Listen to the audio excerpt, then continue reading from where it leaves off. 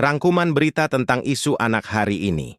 Berbagai isu seputar anak-anak di Indonesia menjadi sorotan utama pada 31 Mei 2025, mencakup aspek perlindungan, pendidikan, kesehatan, hingga isu sosial dan keluarga. Perlindungan anak menjadi perhatian serius, kasus kekerasan seksual masih menjadi keprihatinan. Seorang guru ngaji diindikasikan dituntut 7 tahun penjara karena mencabuli 5 murid di bawah umur, sebuah kasus yang kembali menekankan pentingnya pengawasan dan keamanan anak di lingkungan pendidikan dan keagamaan. Sumber remol.id. Di sektor pendidikan, Kementerian Pendidikan mengusulkan agar pendidikan anak usia dini (PAUD) diintegrasikan ke dalam wajib belajar 13 tahun dalam rancangan Undang-Undang Sistem Pendidikan Nasional (RUU Sisdiknas). Inisiatif ini bertujuan untuk memperkuat fondasi pendidikan sejak usia dini. Sumber tempo.co PAUDpedia. Sementara itu, pemerintah Kota Surabaya menerapkan pendekatan baru dalam membina anak-anak bermasalah seperti pelaku tawuran. Mereka memilih asrama Kanri yang lebih humanis sebagai alternatif barak militer, dengan harapan pendekatan ini lebih efektif dalam membentuk karakter positif anak. Sumber kompas.com, Prudensi.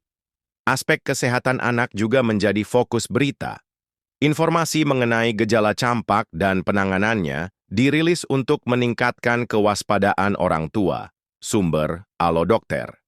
Kasus keracunan massal pada ratusan anak di Bogor setelah mengonsumsi makanan yang diduga terkontaminasi bakteri Salmonella dan E. coli menyoroti pentingnya kebersihan dan keamanan pangan. Sumber kontan.co.id. Dari sisi gizi, rekomendasi buah-buahan tertentu yang dapat membantu peningkatan tinggi badan anak menjadi perhatian para orang tua. Sumber CNN Indonesia. Selain itu, perkembangan otak dan psikologis anak juga dibahas. Tidur yang berkualitas disebut berperan penting dalam meningkatkan kecerdasan dan mengurangi risiko tantrum. Sumber Klik Dokter. Sebuah studi menyebutkan bahwa kecerdasan anak secara genetik diturunkan dari ibu, meskipun lingkungan dan dukungan juga sangat memengaruhi. Sumber Detikcom. Peringatan mengenai bahaya membentak anak dan dampaknya terhadap kesehatan mental terus disampaikan. Sumber Ciputra Medical Center.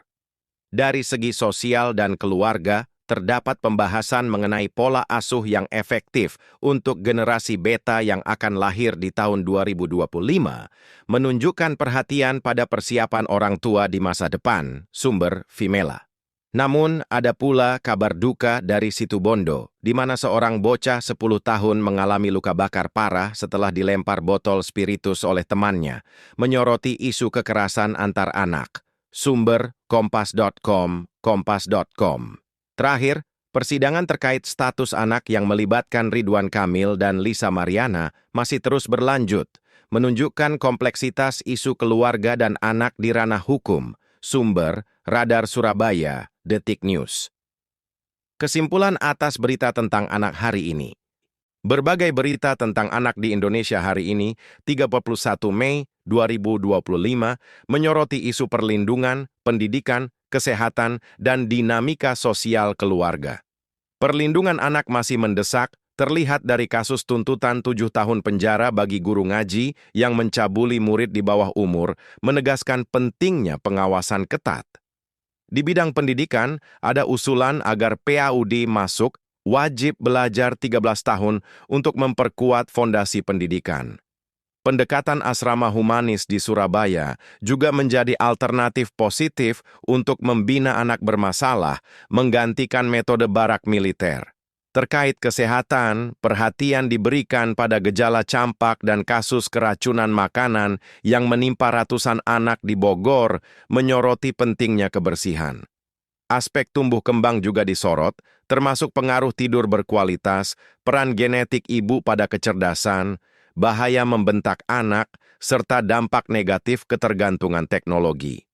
Dari sisi sosial dan keluarga, pembahasan meliputi pola asuh efektif untuk generasi mendatang. Namun, Kasus kekerasan antar anak di Situbondo dan persidangan terkait status anak Ridwan Kamil menunjukkan kompleksitas tantangan dalam lingkungan, sosial, dan keluarga. Secara keseluruhan, berita hari ini menunjukkan bahwa Indonesia terus berupaya melindungi dan mendukung tumbuh kembang anak, meskipun berbagai tantangan masih harus dihadapi.